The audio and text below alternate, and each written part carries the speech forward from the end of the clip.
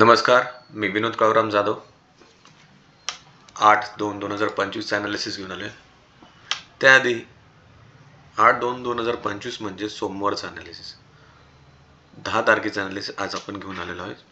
त्याआधी आपण कालच्या ॲनालिसिसमध्ये काय झालं, काल मी तुम्हाला सांगितलं होतं की 23,623च्या वरती गेलं तर मार्केट वरती किती जाईल, 732, 23,732. बघा, 23,623च्या खाली मार्केट राहिलं, ओपनच झालाय तो 23,490, हाय गेलाय 23,591, म्हणजे 23,623च्या खाली राहिलं मार्केट. आणि मग सपोर्ट काय दिला होता की 23,515 आणि 23,427. लो काय मारला बघा, 23,490, म्हणजे 515च्या आसपास ट्रेड करून तो परत वरती गेला. म्हणजे 515चा सपोर्ट घेऊन 23,427 आलाच नाही, म्हणजे 23,515च्या वरतीच राहिल्यावर तो पुन्हा वरती गेला आणि पुन्हा क्लोजिंग झाली 23,559. तर मित्रांनो, लेवल्स लक्षात ठेवा आणि त्याप्रमाणे ट्रेड करा. खूप चांगला रिझल्ट येत आहे. चला आज आपण पुन्हा 10 तारखेसाठी आपण ॲनालिसिस करून घेऊया. 10 तारखेसाठी मेक ऑर ब्रेक लेवल आहे 23,565. Above that target, above that level असेल फर्स्ट लेवल असेल 23,687 ते 23,687 and 23,800. Next, below 23,565 levels, below that 23,436 and 23,300. या दोन लेवल्स लक्षात ठेवा मित्रांनो. 23,565च्या वरती असेल 23,687 आणि मीन्स 23,700 23,800 लेवल्स असतील, आणि बिलो 23,565 23,400 23,300 या लेवल्स येण्याची शक्यता आहे. मला वाटते सोमवारी मार्केट बहुतेक वरतीच राहील. का आजचा डाटा बघितला तर आज काय FICZ सेलिंग नाही आहे, तर सोमवारी बाउन्स बॅक होईल. RBI क्रेडिट पॉलिसीनंतर ह्या घटना घडणार होत्या हे ऑलरेडी कळत होतं, आणि SBIचा रिझल्ट तसाच चांगला होता पण वाईट दाखवला गेला, कारण आता स्टॉक्स काय होतं ते रिझल्ट नंतर पडतात. तर लक्षात ठेवा या लेवल्स आणि या लेवल्स प्रमाणेच काम करा. सेम बँक निफ्टीच्या कालच्या लेवल्स प्रमाणेच काम केलेलं आहे.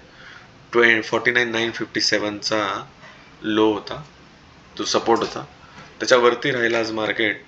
49,500 थोडंसं गेलं, 957च्या अबाव राहिलं, तर क्लोजिंग आहे 50,158. तर नेक्स्ट डेसाठी काय लेवल्स आहेत, तर मेक ऑर ब्रेक लेवल असेल आपली above 550 to 23, above this level. Next असेल टार्गेट 5575 अँड 5900. बिलो दॅट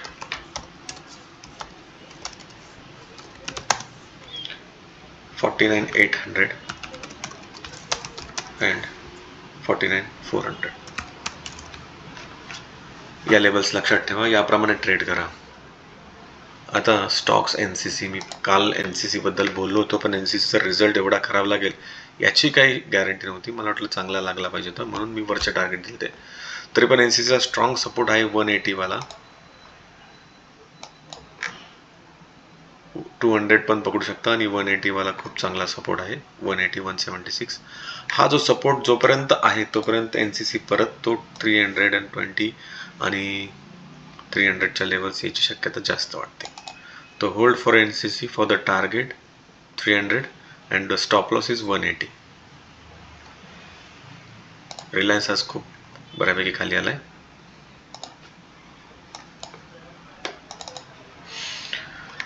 रिलायन्सचा काल मी व्हिडिओमध्ये सांगितलं होतं, जर आजचा ओपन आणि लो सेम असेल तर मार्केटवरती जाईल. तसं काय झालं नाही. आज ओपन आणि हाय जवळजवळ सेम होता, म्हणून मार्केट बऱ्यापैकी खाली आलं. लेट्स सी आज आपण पाहूया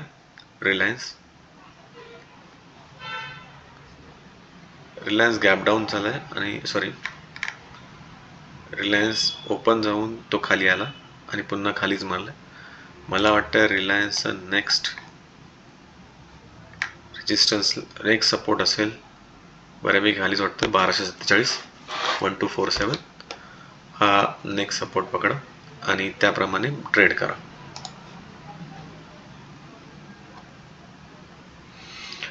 DLF काल बोललो की इन्फ्राचा दिवस होता कालचा आणि इन्फ्राचे काही स्टॉक्स बऱ्यापैकी वरती गेले आणि आज ते पुन्हा पडलेत आणि NCCचा रिझल्ट खराब लागल्यामुळं मार्केटमध्ये इन्फ्रा स्टॉक्स खाली आहेत.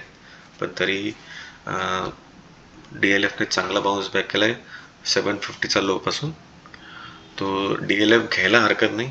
Bye DLF for the target again 770 and 790. BSE खूप चांगला वाढला तर CDSL बट ऑब्वियस CDSL वाढायला पाहिजे. तर BSE आज 2% वाढला तर माझ्या मते CDSL सोमवारी 2% वाढायला पाहिजे.